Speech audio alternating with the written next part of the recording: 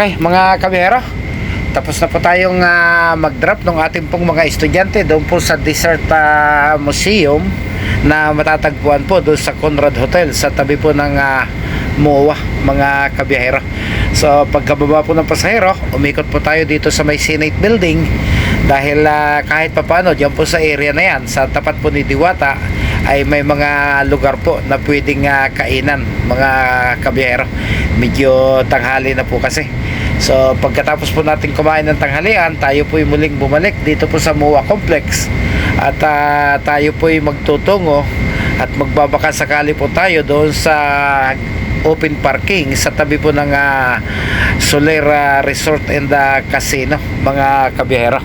So babaybay po natin itong kahabaan po ng JW Duke, no? At tayo po magtutungo doon po sa parking na pwede po nating magamit pansamantala hanggang alas 2 pa po kasi ng hapon yung ating mga pasahero at hindi po tayo pwedeng paikot-ikot lang dito sa MOA.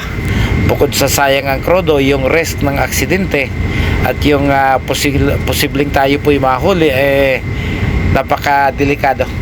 Pababawasan po yung ating kinita sa araw na ito pag nagkamali tayo. Pag hindi po tayo pinalad at tayo po nahuli, ay mababawasan po yung ating kita.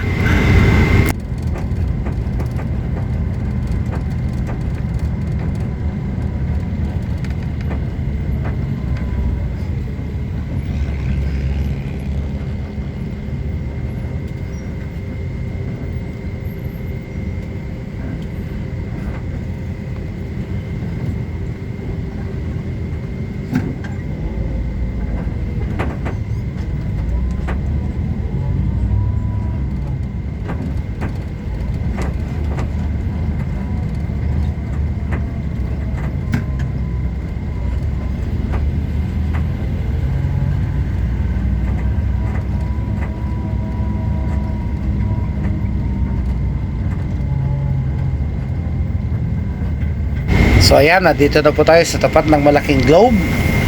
Iikot po tayo dito sa kanilang rotonda. At tayo po kakanan doon po sa kadugtong po ng JW Duke, no, mga kabiyahero. So yan pong nasa gawing kanan, yan na po yung mismong main building po ng SM MOA Complex.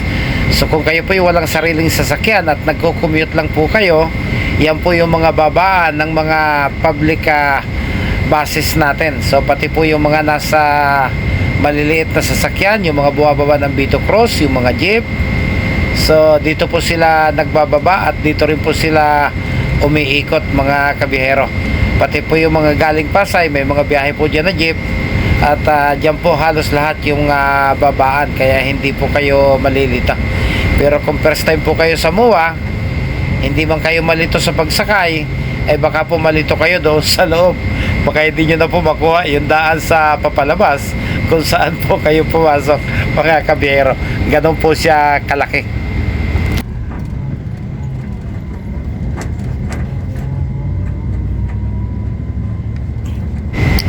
Yan pong nasa ating kanan, yan na po yung MOA Arena. Ayan, pinagbabasketbolan, pinagdadaosan ng mga international artist kapag sila po may concert dito. Yan na po yun.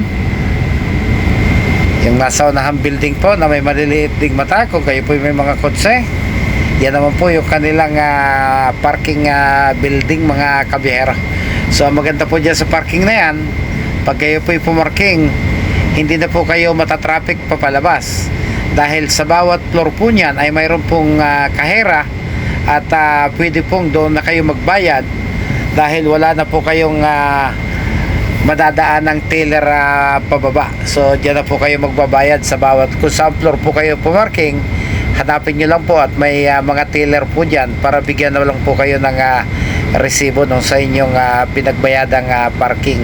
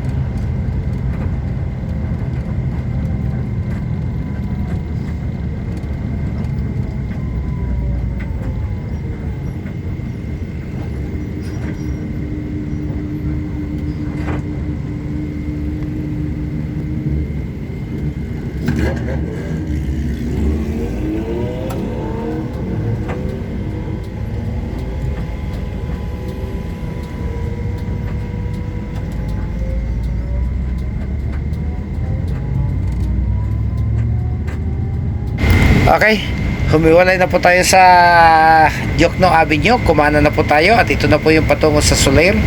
Ayan na po yung building na tatanaw na po natin. Ayan. Sikat na sikat ang SM MOA, pero nakakalungkot pong isipin na kami pong mga driver ng bus ay problemado po sa parking.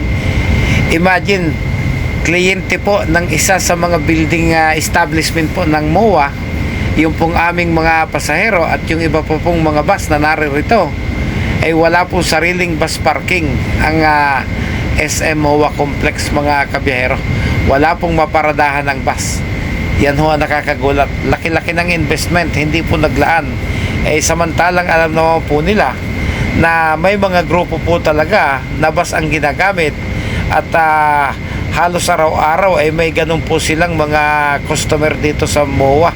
Tayo po makikiparking pa dito sa ibang establishment.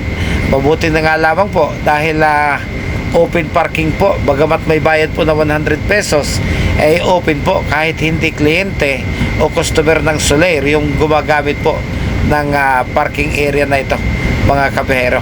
Kaya so ayan, nakikita po ninyo, napakarami na pong bus na nakaparada. Ang karamihan po dyan ay nag-drop ng pasahero sa mismong MOA, mga kabihero. Okay, maniobra na po tayo. Paparada na po tayo ng patras at pag naiparada na po natin ng maayos ay iidli po tayo sandali at maghihintay po tayo ng tawag kung dapat na po nating sunduin yung ating mga pasahero. So, pansamantala muli, maraming salamat po sa inyo pong patuloy na suporta, mga kabiyahero.